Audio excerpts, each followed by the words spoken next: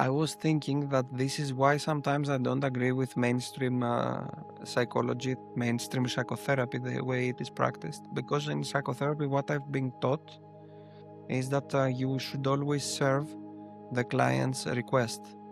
And of course, if the client wants to update the request afterwards, again, you should honor it. I understand that psychology has, let's say, some boundaries to guarantee certain level of quality, but in reality, it's like you're teaching an art as a technical skill.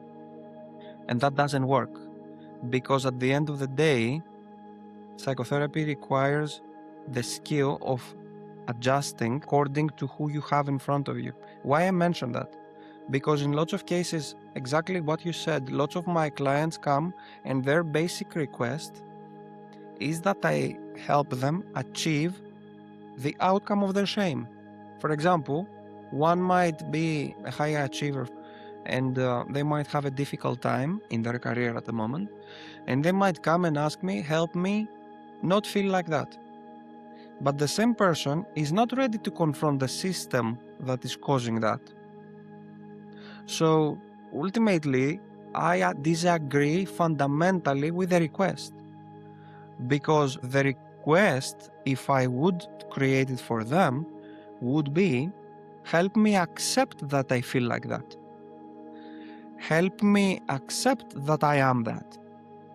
Or even better, help me feel worse so that I feel better. Help me face that, not stop feeling that. Now, are any therapist in the position to dictate what your request will be as a client in therapy? No, absolutely not.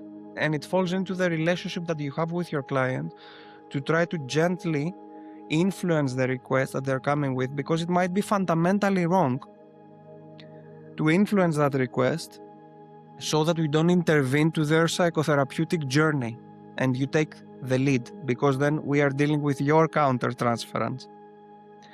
But what I've noticed, and now connected, is that the best teacher for those things is our body. What body is teaching is not just, things that you don't see, but it also teaches you how you should approach those things. What do I mean by that? That is my personal experience, but also clients' experience. At first, when you see your body involuntarily, but sort of voluntarily, it's something in the middle. It shakes by itself, but in the same time, you just feel that it tells you to move to certain places. You just feel that the body is asking you to move. This is literally how the subconscious works as well. It is here, it is sort of guiding our decisions, but we don't understand it. It just feels like someone is telling us something, whispering something to the ear and manipulating our decisions all the time. But we don't hear it. It just happens very, very, very slowly. That's how the nervous system and the body works as well when it comes to somatic therapy. It has its own entity, but in the same time it's us. So that is the first big teaching from the process. The teaching against intellectualization, the teaching that you have to let go of your intellectual processing of your things. The teaching that you have to just tell me or try to hear or try to understand the extremely simplistic things that you are feeling.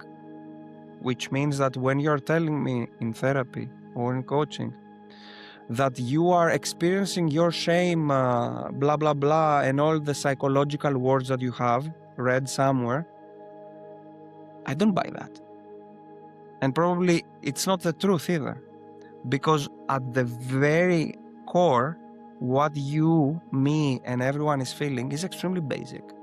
It has the simplest words possible. When you're using all these fluffy words, I understand that you are intellectualizing, but what can teach you here? Your body can teach you, because when you're doing the shaking and you're experiencing tension in the stomach, for example, and I can ask you, what is that tension? And you tell me, I feel fear. I believe that answer, because that is a true answer. That is a simple answer. I feel fear. And then we might explore what fear is. And then we might also explore that thing cognitively again. Now we turn into cognitive, but the cognitive is fueled by somatic. Cognitive therapy fueled by somatic is what works best for me, because when we get some tension that you have experienced, and then I ask you, okay, is that tension familiar? What does it strike?